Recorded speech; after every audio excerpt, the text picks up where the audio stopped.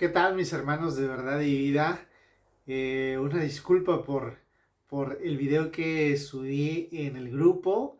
Al parecer, bueno, no al parecer, lo subí sin voz y no me di cuenta. Siempre trato de revisar mis videos antes de subirlos y ahora no los revisé y se fue sin voz. Pero lo que yo comentaba en el video creo que es algo muy importante respecto de la situación que estamos viviendo actualmente en Tecate. En Tecate estamos viendo una situación muy fuerte de violencia y bueno, no hay para cuándo pare la situación.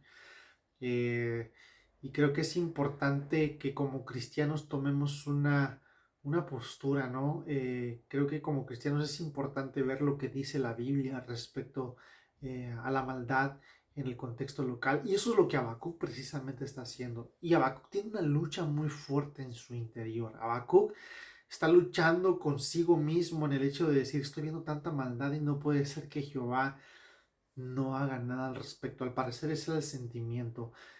Eh, Solamente para entrar un poquito o para recordar un poquito la secuencia que se está dando en el capítulo uno, del versículo uno al versículo 4 del capítulo uno, está hablando Habacuc.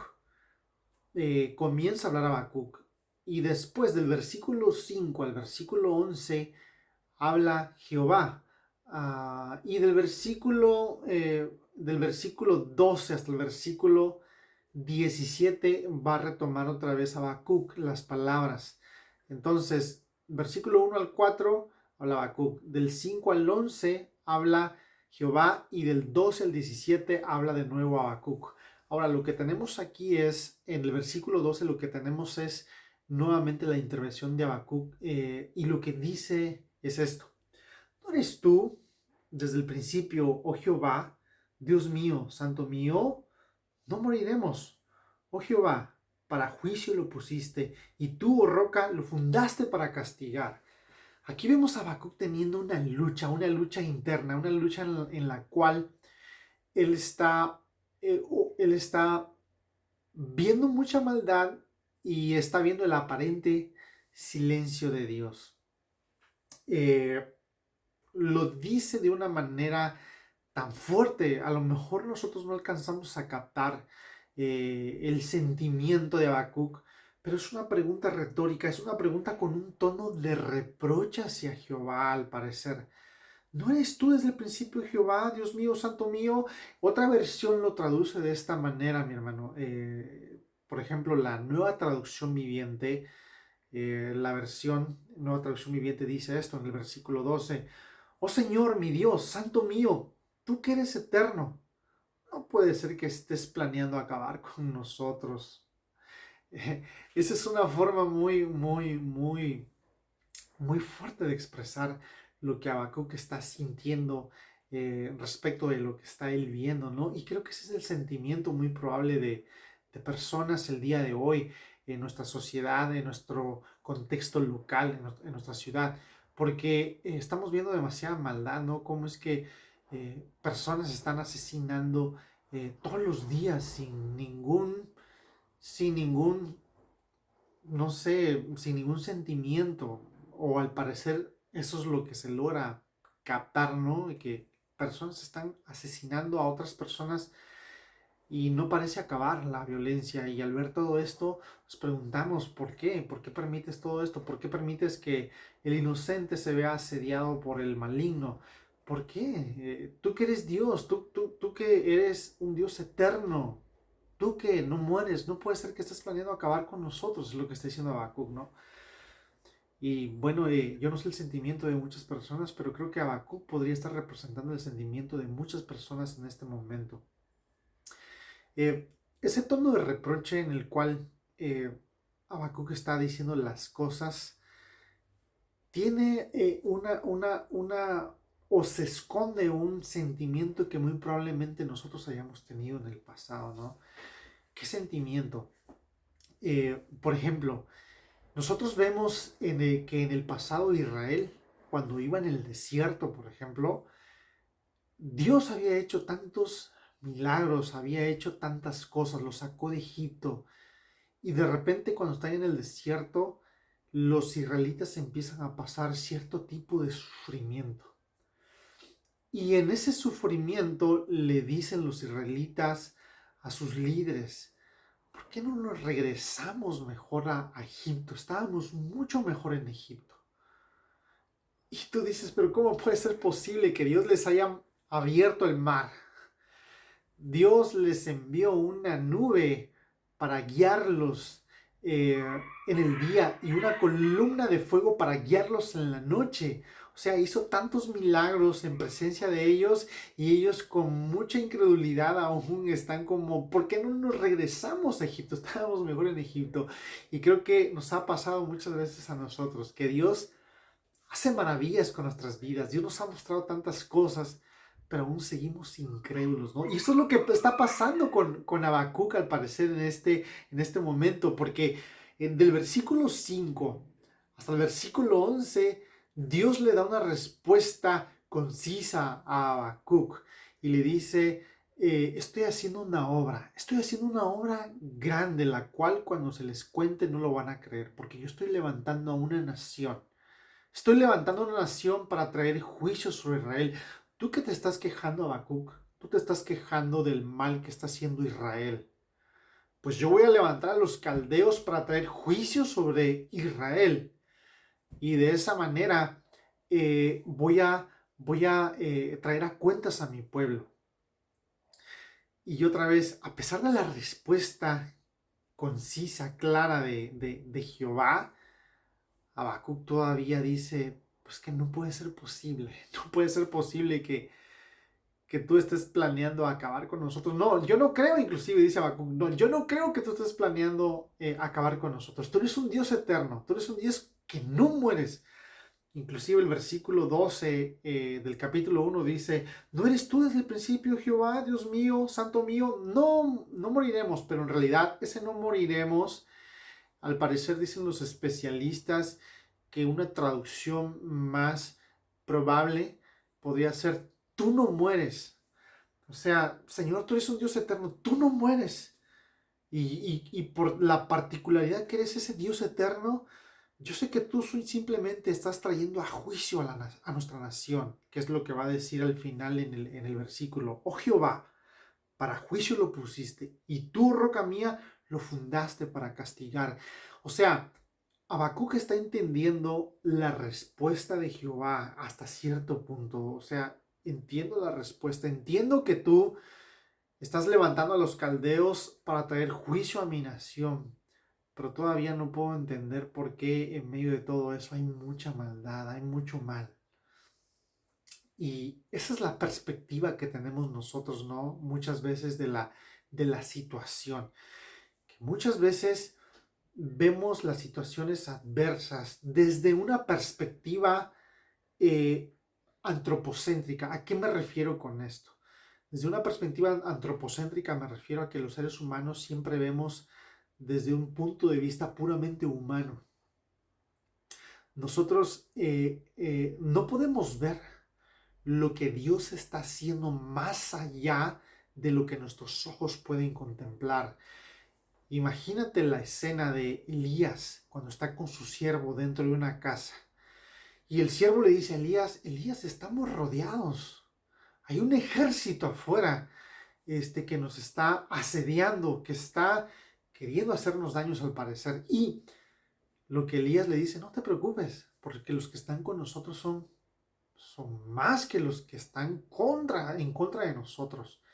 Y Elías le pide a Dios: abre los ojos a este siervo, abre los ojos para que él vea que no estamos solos, para que él vea lo que yo puedo contemplar, para que él vea que tú eres mucho más poderoso que los que nos están asediando. Y cuando le abre los ojos, pues el siervo se queda completamente sorprendido de lo que está viendo, ¿no? Y yo creo que si nosotros pudiéramos ver lo que Dios está haciendo, ¿no? En medio de todo, creo que nuestra reacción sería muy distinta. No seamos, hermanos, como los israelitas en el desierto, o aún como los discípulos en el Nuevo Testamento. Por ejemplo, en el milagro de los 5,000, cuando Jesús alimenta a los 5,000, a las 5,000 personas, hay una escena anterior a esa, en la cual Jesús alimenta al parecer a 4,000 personas. Y lo que sucede es que cuando sucede el segundo milagro, en el segundo milagro, cuando Jesús le da por segunda vez de comer, en esa escena particular, los discípulos están, ¿y ahora qué les vamos a dar de comer? ¿Y ahora qué vamos a hacer?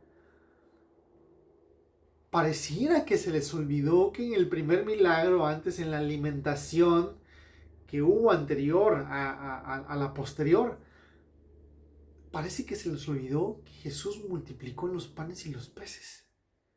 Y ahora en la segunda alimentación, ellos están todavía incrédulos y dicen, ¿y ahora qué vamos a hacer?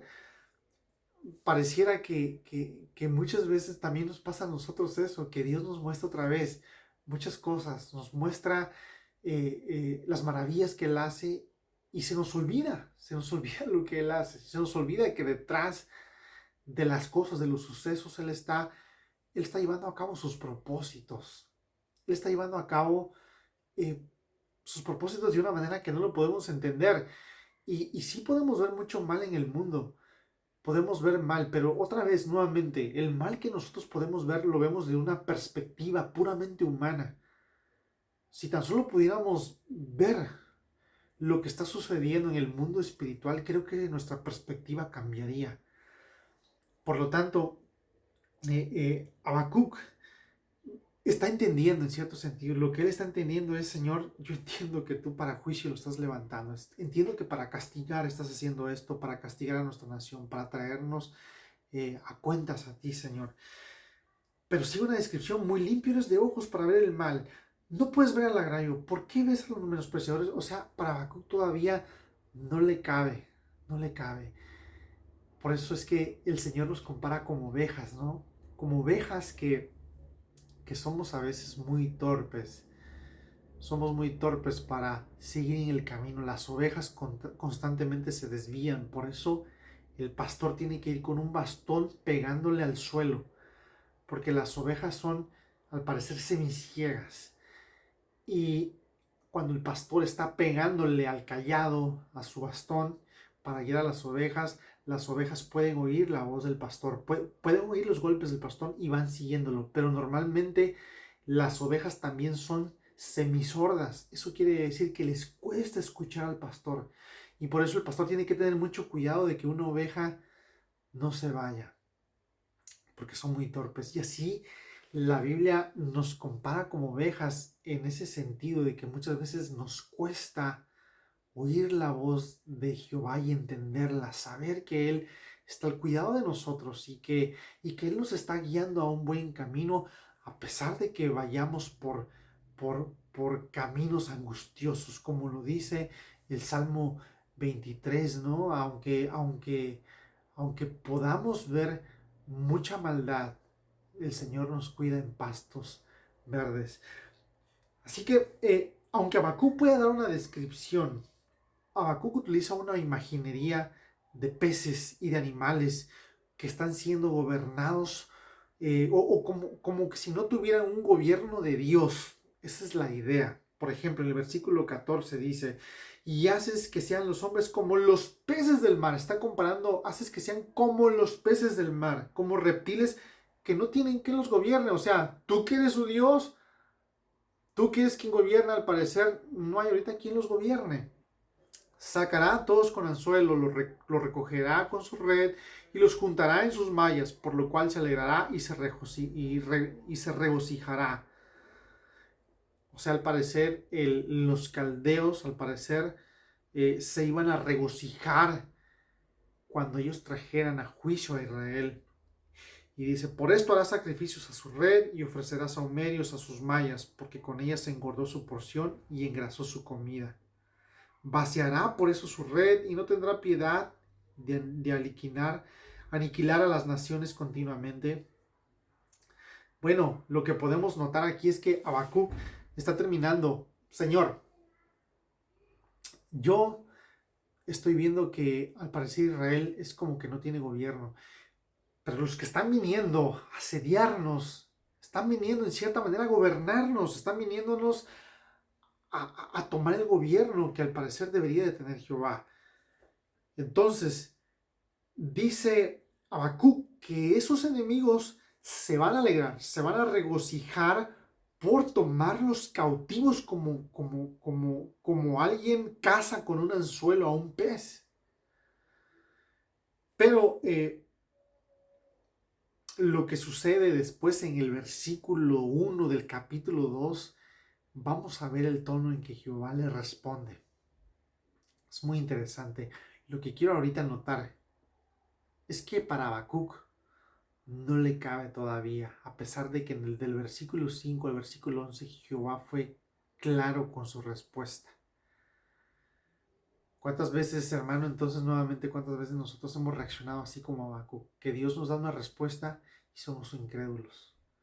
Pero para eso vino Jesús, ¿no? Para eso vino Jesús, que en medio de nuestra incredulidad, Él nos tiene paciencia, Él nos extiende su gracia, nos extiende con su amor y nos lleva a buen puerto, como también lo hizo en su debido momento con José. José era un hombre que tenía sueños, que había visto en sueños que él iba a ser una persona importante, y de repente, en medio de en medio de toda la escena, vemos que José, cada día que avanza, es como que si se alejara en vez de acercarse a los sueños que él tuvo, ¿no? Lo venden sus hermanos, lo venden como un esclavo y lo compra Potifar. Y la esposa de Potifar lo acusa falsamente, lo envían a la cárcel. O sea, ¿en qué momento no José se puso a pensar, no? De toda esta maldad, qué bueno puede haber, qué bueno puede haber en el futuro. ¿Qué pasa con los sueños que tú me diste, no? Porque otra vez, yo no sé si eso lo pensó José, pero yo creo que desde nuestra perspectiva puramente humana podríamos decir, ¿y por qué Dios permite esto? Si al parecer Dios es quien tiene control y Dios es quien me prometió todo esto, ¿por qué estoy pasando por esto? Pudo haber dicho José, no lo sé, no digo que lo haya dicho, ¿no? Pero por lo menos desde el punto de vista puramente humano, si hubiéramos visto a José en su tiempo, yo creo que hubiéramos dicho, no, pues José, en lugar de acercarse a lo que Dios le prometió, se está alejando, le está yendo cada vez de mal en peor. Pero lo que podemos notar entonces es que a pesar de todo lo malo, a pesar de que José iba en un descenso, alejándose desde el punto de vista humano del propósito de Dios, vemos que Dios lo llevaba a cumplir sus propósitos eternos. Así que mi hermano, creo que la reflexión que tenemos hoy es esa de que en medio de nuestra debilidad, Dios tiene gracia para con nosotros.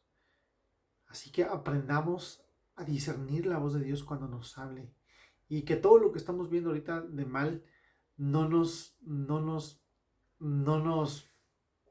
quite la paz. Que no nos quite la paz, que no nos quite el gozo. Porque en medio de todo Dios está en el control, aunque no podamos entenderlo. Y esto no es un salto de fe, es simplemente que que Dios nos ha demostrado en el pasado, en estas situaciones en la Biblia, que aunque nosotros podamos verlo como algo negativo, el Señor está llevando a cabo sus planes y propósitos. Mis hermanos, espero que esta reflexión sea grandemente de bendición para cada uno de ustedes. Que el Señor les bendiga.